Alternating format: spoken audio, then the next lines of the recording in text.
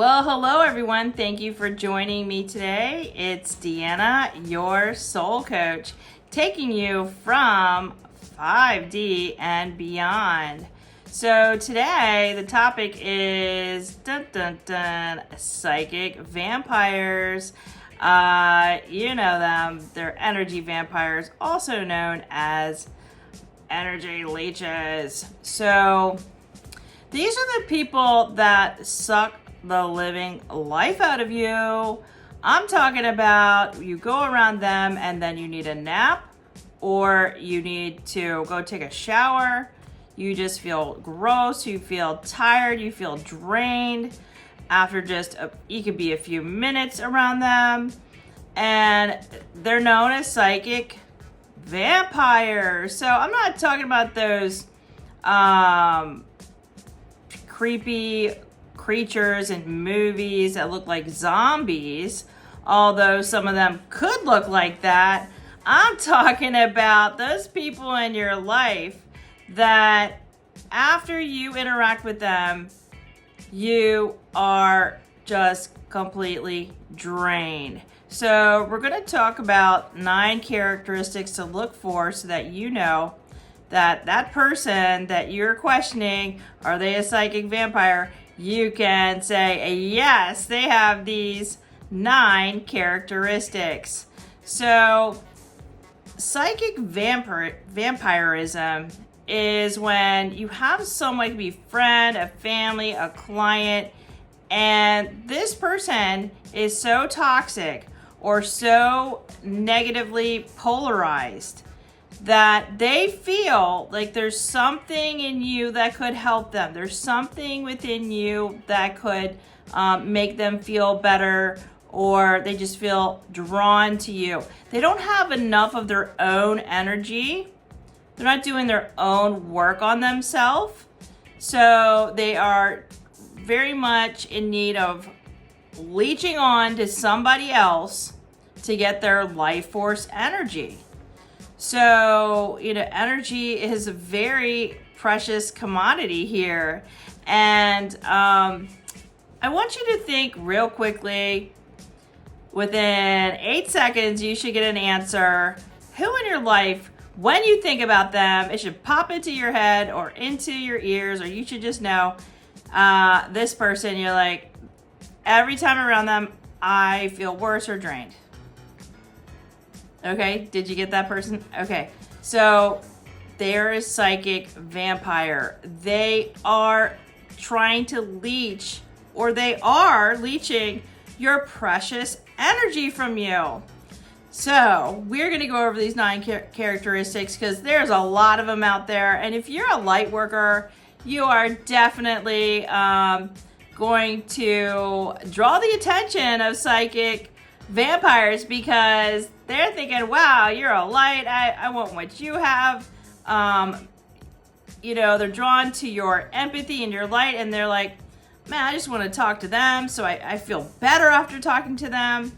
I don't even know why, I just feel like I can't wait to talk to them again. And you feel like, oh my gosh, if I never see them again, it'll be great. Or I really hope the next time they don't dump all their crap on me.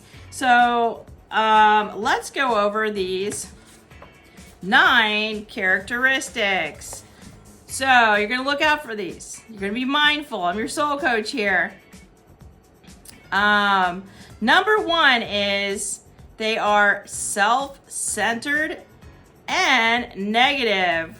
They are focused on themselves, getting their own needs met. They could be narcissistic, or they could just be a very negative Nancy type of person, okay? Where you could say, what a beautiful day, and they're like, well, there's like 3 clouds out. And they just really are negative. It can be super annoying because you're managing your own emotions and you're around this person that's just, they are polarized. They are polarized negative. They see the world through a negative lens. And when you're a light worker, starseed, they could just suck the living life out of you because you're like, they're just so negative. It's like, it's just a drain.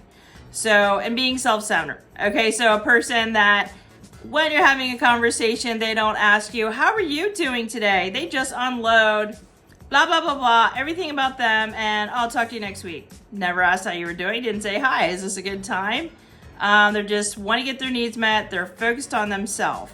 So that, by and large, is number one, self-centered, selfish, or narcissistic, or negatively polarized person. They're a psychic vampire. Run! Spend minimal time with them if you have to spend time with them at all. Okay, I've got here number two. Oh, we're looking at the drama queens and kings. I'm not talking about my queens that want respect and honor, want people to treat them as such, or my kings that are providing for their woman and they are just strong, light, and they know their worth, and they have integrity, and they work with authority. I'm talking about those people that create an emotional storm, a tornado, everywhere they go. They use guilt and manipulation tactics. They gaslight, exaggerate to the millionth degree. You know, those people that when they said they went fishing, their fish was this big, and in actuality, when you see the picture, that's how big that fish was. So they just exaggerate. They have so much going on. It's like, oh, I fell out of the boat, and then I couldn't find my keys, and then this happened, that happened, this happened. Drama, drama, drama.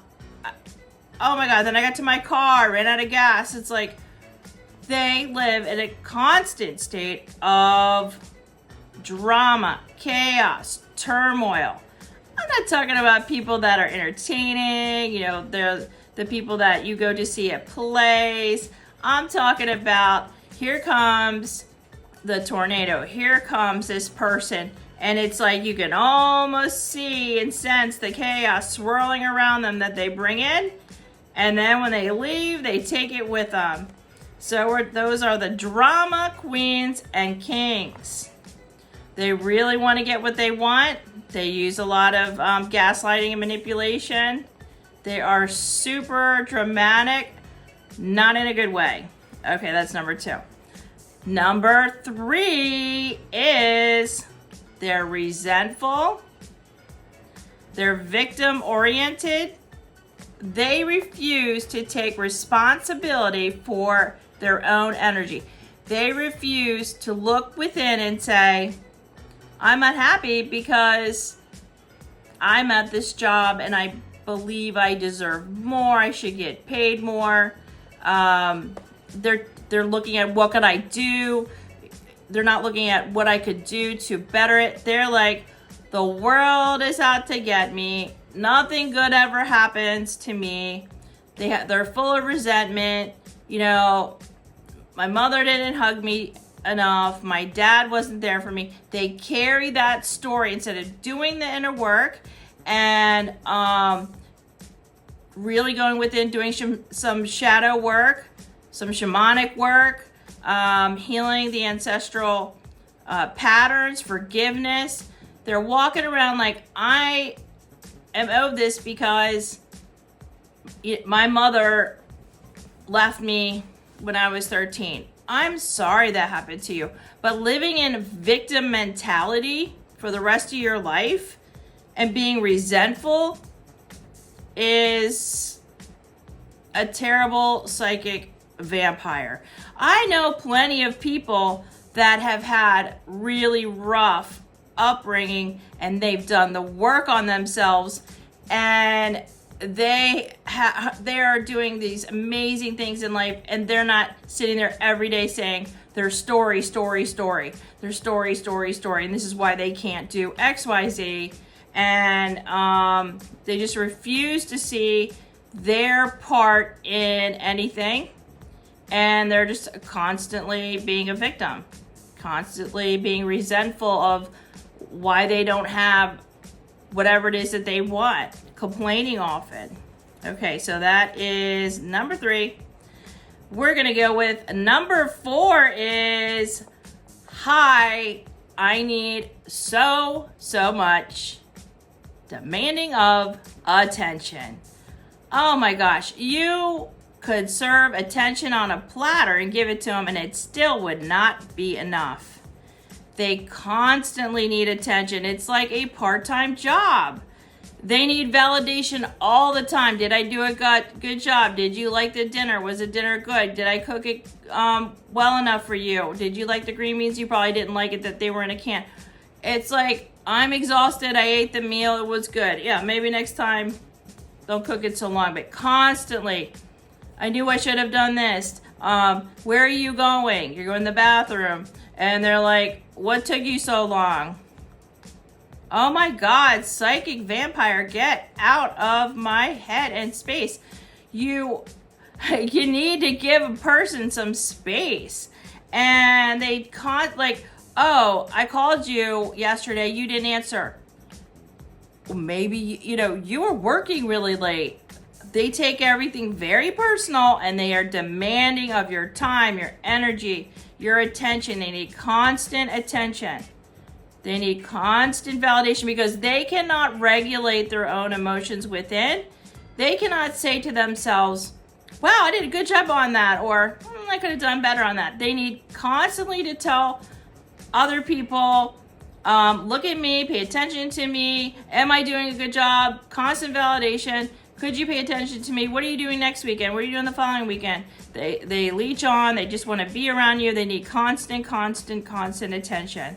And if you're in a relationship with someone like that, run. Oh my God, exhausting. You have enough to do in your own life. It should be you're a whole person, they're a whole person. You come together, do some fun things. You support each other in projects in life. Not where everywhere you go, you have to check in. If you're 10 minutes late, what were you doing? I stopped at the store and got a soda. Well, what'd you do that for? Exhausting. Psychic vampire, get away from me. Okay, so we're on number 5. They are a wet blanket energy drain. Have you ever just been around a person and they just start talking about maybe politics, self-centeredness? They're throwing in the religion, they're throwing in their beliefs, they're very rigid, and you just begin to get drained because you're like, not everybody is going to fall in the same box as you, vampire. They will emotionally manipulate you. They try to play upon your empathy.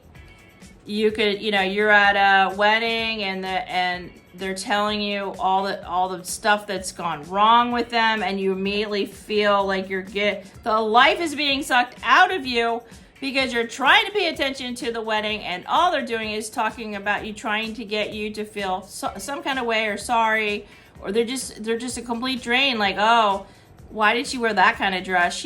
Those shoes don't look right, and they're just talking the whole time, and you're thinking, stop talking. I'm trying to pay attention to the wedding. You are draining the life out of me. This isn't all about you.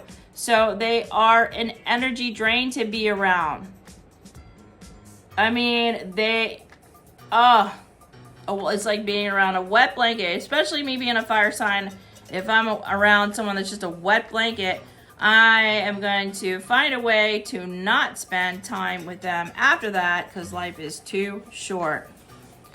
Okay, so next, number 6 is they're passive aggressive. Being passive aggressive is a form of aggression. I had to learn that. Man, so they're using subtle manipulation tactics to control other people or even threaten. So with someone that's like, oh, I know I had an appointment with you, but you wouldn't want me to come in today because I'm really going through something. But, you know, if you want me to, and it's just this back and forth, and it's like, you have your appointment here in 20 minutes. Get in here or don't. This passive aggressive, or like, should I, shouldn't I? You're taking my energy away before I even see you. I'm already getting drained here. Come in at the appropriate time that you scheduled. What is this? You're creating all of this, and you're trying to make it look like it will benefit me if you don't come in. Well, now 20 minutes, you didn't give me enough time to book somebody else, and you're creating all of this instead of being direct and saying, I know it's last minute. I will pay my the fees. I don't feel like I can be there today. I can't. I'm just not mentally there. I know I should have told you earlier. When can we reschedule? Instead of this passive aggressiveness.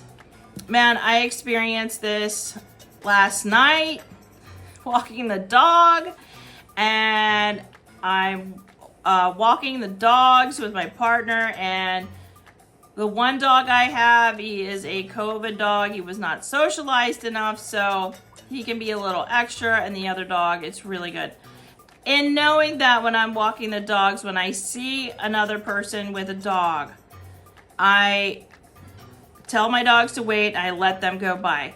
I'm telling you, this woman had her dog sit, and I was like waiting for her to go, and she refused to go. So, and I had to get back home, so I had to go around her, and she created oh, my dog wanted to sit down. My dog wanted to talk to you. And I said, ma'am, one of my dogs is not the friendliest. He's friendly to me, but not to others. She kept, are they brothers? Are they sisters? She kept going on.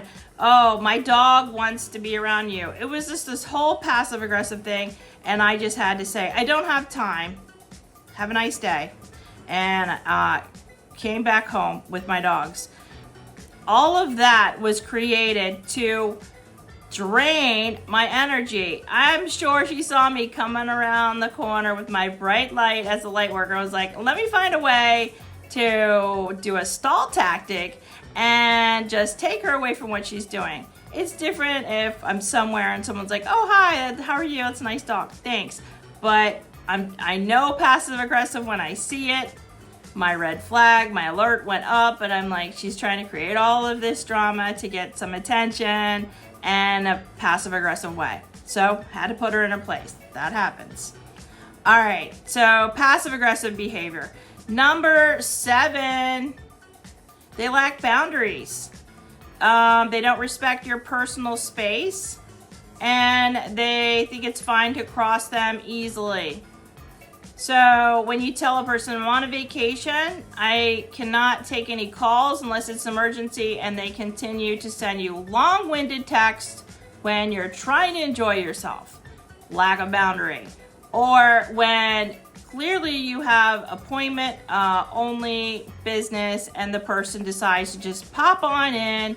They just happen to be in the area and they're trying to take your energy away from the person in front of you that's paying. They're creating, they just don't have a lack of boundary. This isn't your time. This is someone else's time that paid. Or, a lack of boundary when you're sleeping and you get, a client messaging you at 1 a.m. Okay, no, that's inappropriate boundaries. I mean, unless you have to say, going to the hospital, can't make it tomorrow, that's fine. But I'm talking about, hey, I thought about earlier what we were talking about. That was really awesome. I like that point. Why are you messaging me at 1 a.m? That's a lack of boundary. Have some boundary and have a boundary. Have respect for me. Don't try to, if my alert goes off on my phone and then I look over, you just woke me up. You're trying to take my energy. You're trying to be an energy leech. Stop. You don't need to message me at 1 a.m. It's inappropriate. So you have a lack of boundary. Get it together. I'm not going to answer you at that time. Okay. Then I have a number 8 is, oh my God, I know you know the person that is a one-upper. They may try to make themselves superior by constantly comparing their situation to others. So, hey, you know, when I was growing up, I had a tough time. You're just talking to somebody, and maybe I was raised by my grandparents. Oh, well, I was raised by my uncle, and he was the most evil.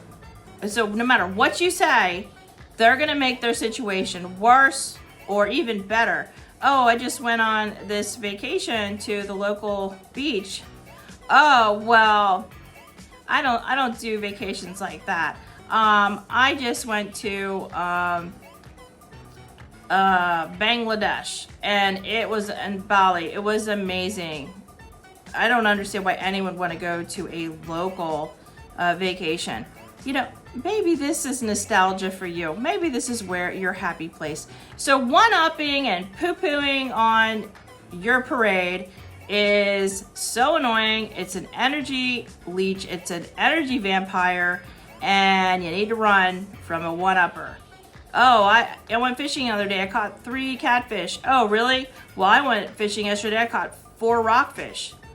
It doesn't matter what you do. They're going to try to one-up you so that they can feel superior. And then you get to thinking, like, why is it every time I talk about myself, they have a better, like, extremely better situation that's very similar, or extremely worse situation? It's not like they're trying to relate with you. They're just a one-upper. Run. Psychic vampire. Red flag. And last but not least is number 9. And that is they are attracted to vulnerable people. They're also attracted to people who are empathetic. So light workers are often empathetic, of course. And they're like, oh, I see a nice person. They could even feel your energy from 10 feet away. They can just sense that you are a kind, loving heart. And they're just I'm gonna swoop in and see if I can get a little, can I just, you know, get a little bit there, like a psychic vampire that they are. Let me just go over there and try to steal some of their energy. Let me just try to create some drama. Let me try to get their attention. Let me try to piss them off.